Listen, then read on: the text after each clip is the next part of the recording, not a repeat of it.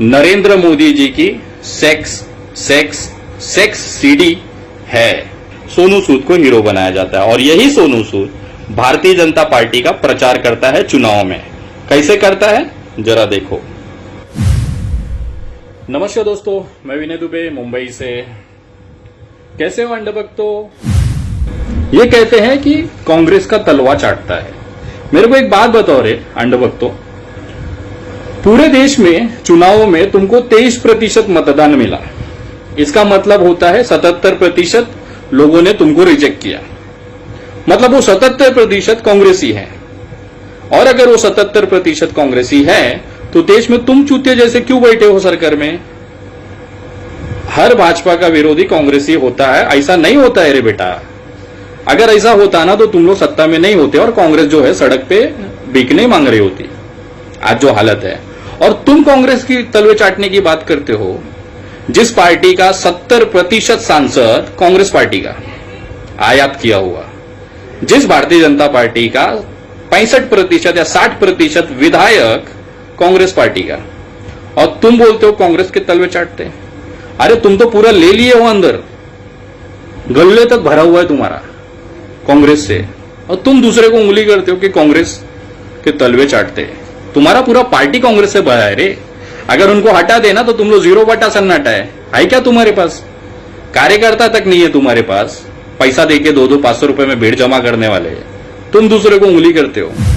कपिल मिश्रा आजकल नया नया बाप तैयार हुआ है ना इनका, ये रोज बदलते, रोज फुकट में दनादन, जिसका मीठा वो बाप। और कपिल मिश्रा है, मुद्दते रहता है। आपको मैं आज राज की बात बताता हूं कि कपिल मिश्रा के ऊपर कार्रवाई क्यों नहीं हो रही है, कपिल मिश्रा को अरेस्ट क्यों नहीं किया जाता है। उसका कारण है कपिल मिश्रा के पास नरेंद्र मोदी जी की सेक्स सेक्स सेक्स सीडी है। ऐसा उसने खुद विधानसभा के अंदर बोला था। अगर यकीन ना हो ये वीडियो देख लें। यही सेक्स सीडी के दम पे कपिल मिश्रा नरेंद्र मोदी के सर पे बैठता है और नरेंद्र मोदी के साथ पूरी भारतीय जनता पार्टी उसका कुछ नहीं उखाड़ सकती है, सबूत के साथ। और सबसे बड़ी बात, ये जिसको आज बाप बना के घूम रहे हैं, कल तक ये इनके पिछवाड़े में उंगली कर रहा था। कैसा कर रहा था?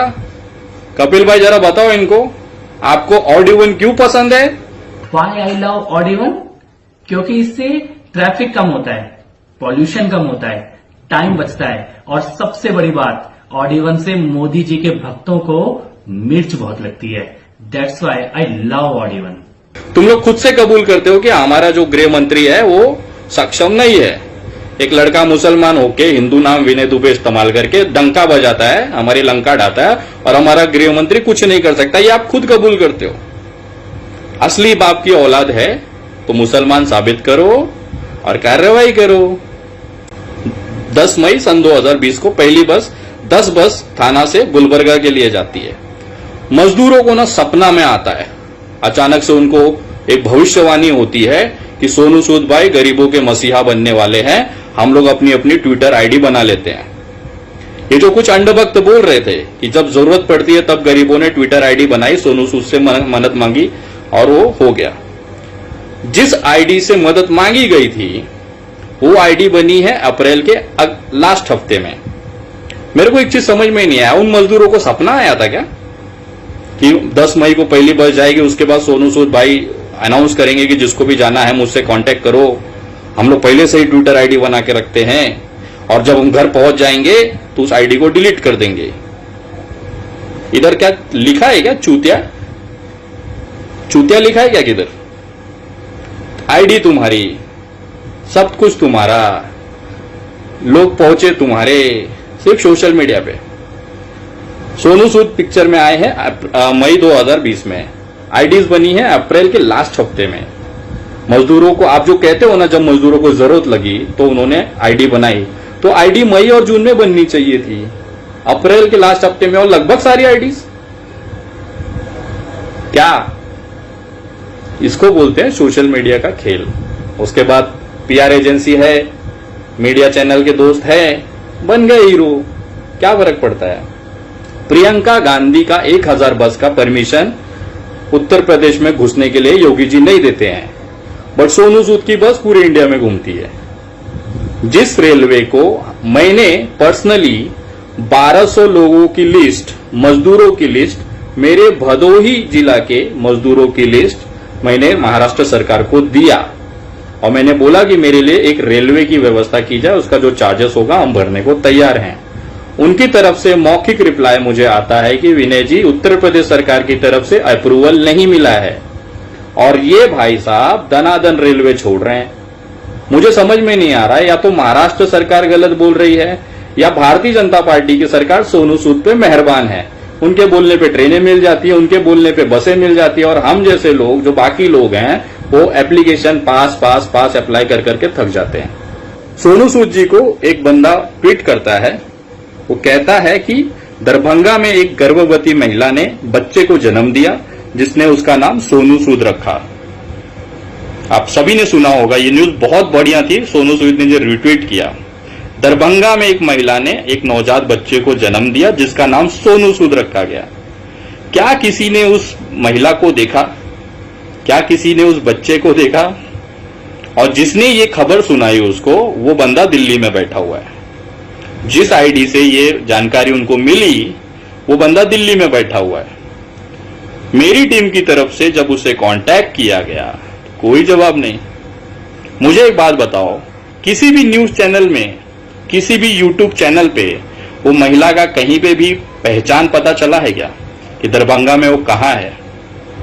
इसी तरह से ये मसीहा बनते हैं। जो चीज है ही नहीं, जो चीज का अस्तित्व ही नहीं है, वही हमारा प्रचार है। इसी को तो एक्टिंग कहते हैं, इसी को तो हमारा एक्टिंग कहते हैं। और सोनू सूद जी भारतीय जनता पार्टी के आईटी सेल आप पे मेहरबान है, उसका कारण है मुसलमानों ने रोजा रहते हुए भी, अपने रोजा रहते हुए भी, दिन भर भूखे होते रहे भी, रास्ते पे जा रहे हर मजदूर की मदद की। उन्होंने उनको खाना खिलाया, पानी पिलाया और वो धीरे धीरे एक अच्छी उनकी छवि महाराष्ट्र में, देश के अंदर बन रही थी।